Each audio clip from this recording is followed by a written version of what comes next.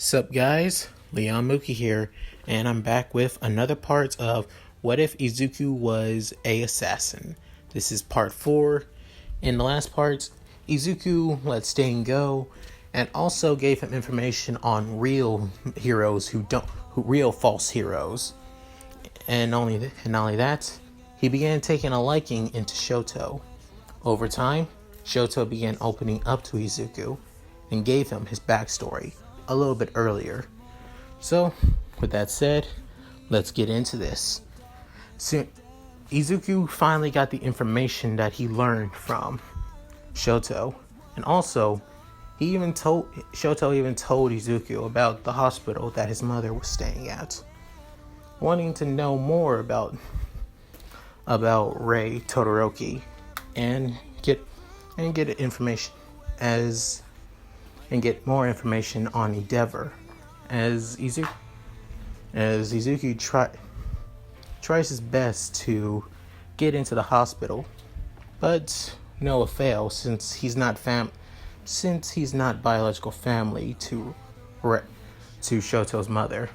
He decides to just do what he normally does, sneak in through the hospital, and then take a lab coat, knock out a doctor, take their lab coat, and basically pretend to be a doctor. Mostly a doctor's assistant. Basically a nurse. So, that's it. Izuku found Todoroki's mother's room, Rei Todoroki, and soon he came in. As she says, "I've never seen you before. Who are you?" As Izuku soon introduces himself. "I'm Izuku Midoriya. I'm a friend of your son, Shoto. He's told me all about you, and I wanted to see you for myself." As Rei is wondering if her son is doing well, as Izuku has just gotten to know him quite well for the past couple of days, and tries his best to be a good friend to him. However, Izuku began asking questions on how is it like to be the wife of the number 2 hero, and what was it like living with, if trying to be, as he asked these questions, he also told her that not to force herself. If it's too painful, then she decides to give him the information that he wants, and soon after, she tells him everything about how she was forced to be married by Endeavor due to quirk marriage, as her life wasn't perfect, that her life was basically hell, having to give birth to multiple children until Shoto, as it felt like living hell, living with Endeavor. As Izuku got all the information that he did, and soon after, knowing that the number 2 hero was too powerful, not just physically, but also wealthily as well. So, why not turn the public against him? He was already quite a hated hero who mostly looked intimidating, like a villain.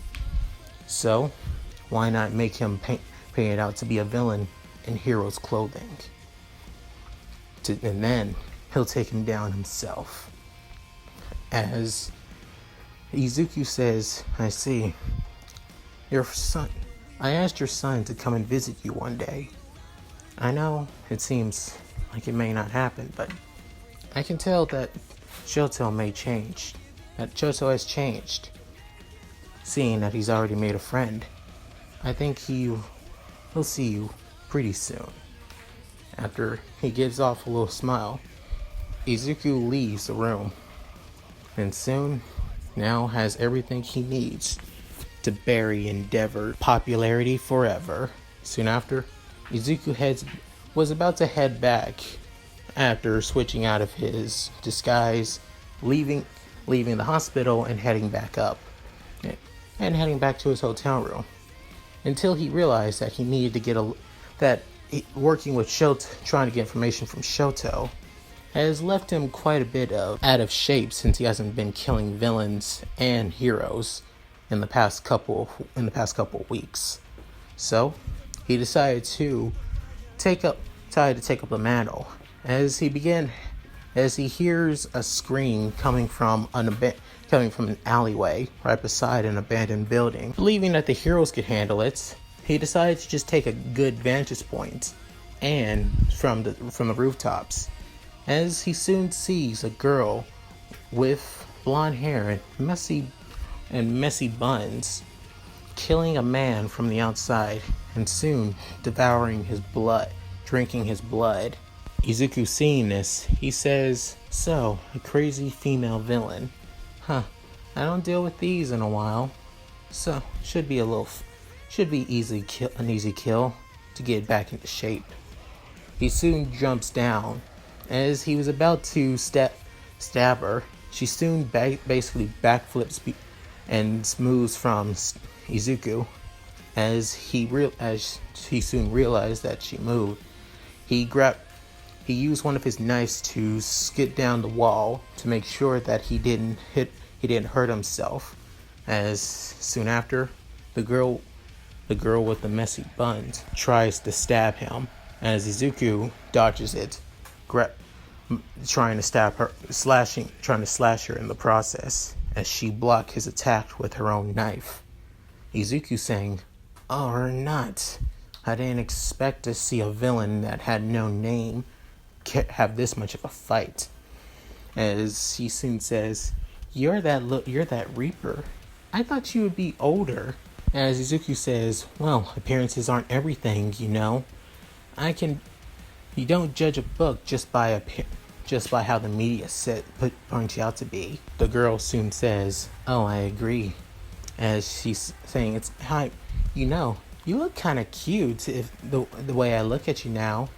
I wonder how would you look if you would bleed a little." As Izuku says, "Sorry, I bled enough when I was training." After them done clashing with blades, Izuku finally grabbed his knife out of the wall and was about to put Bees in a combat stance. As the girl soon slashes at him again, and soon jumps pretty high in the air, without realizing that she was quite flexible.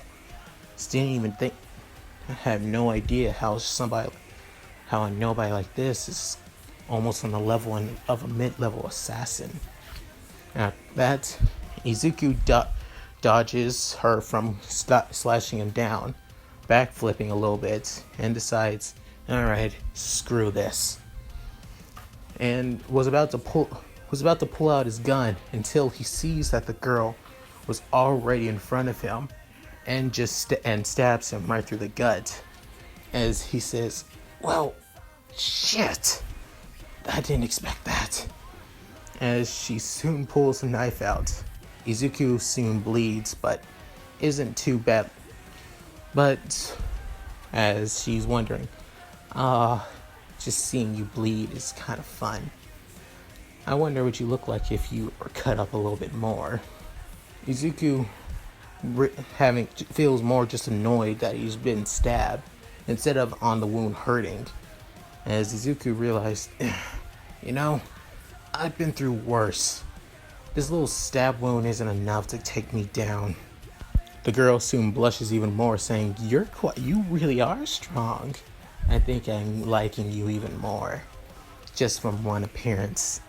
As Izuku's saying, "Well, you're kind of a psychopath, but not gonna lie, fighting you, I haven't had this much fun in a while since I fought against Stain.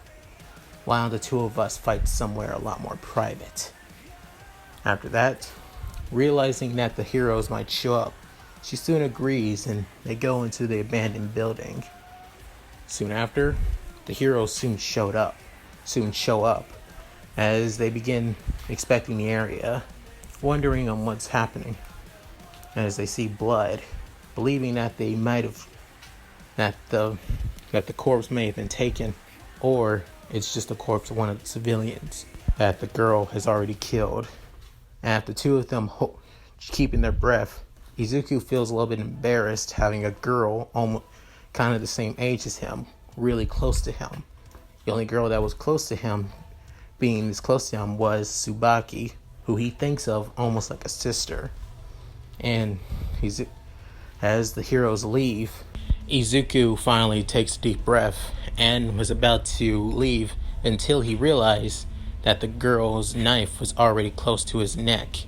As he says, "You're good, really good.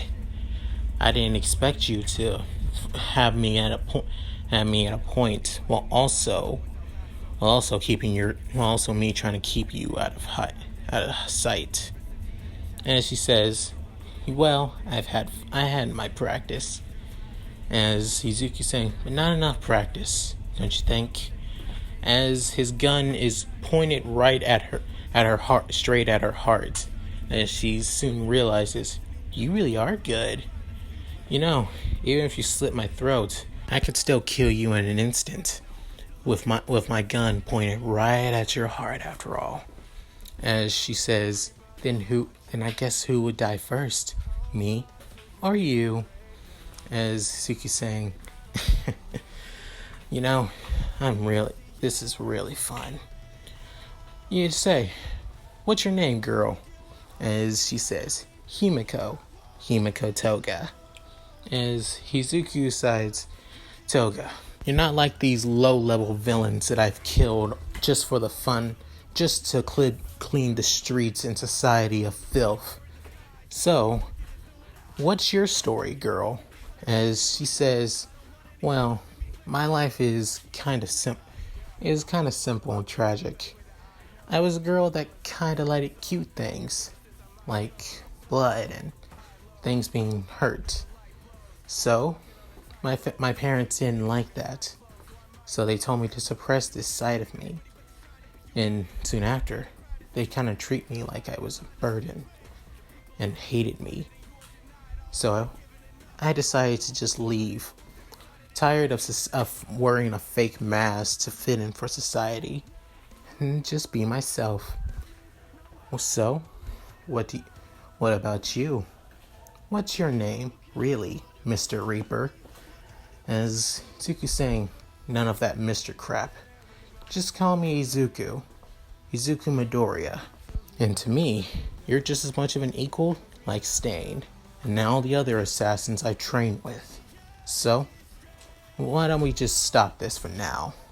As Toga soon removes her knife, and Izuku puts his gun back. As she's saying, "Then, can we be friends?" Soon after, Izuku takes a moment, looks at Toga and says, "How about friends with benefits?" As she soon blushes a little bit. "Really?" As Izuku laughs, "I'm joking. Well, somewhat." As Izuku says, "We can be friends. Maybe I can get to know you a little bit more." As Izuku decides to leave, and Toga soon runs up to him, saying, as Izuku was about to be prepared, thinking she might stab him, she says, "Can I get your number?" As Izuku saying, "Fine, I don't mind." He gives her her number, and soon after, Izuku leaves, preparing for his next mission, until he gets an email from a certain society. This society being the League of Villains. And that's it. Thank you guys for watching. Hope you enjoyed the video. Please tell me what you guys think in the comments below. I would like to hear them. Also, please like and comment and subscribe, which helps out my channel a lot. Anyway, this is Mooky, signing out. Later.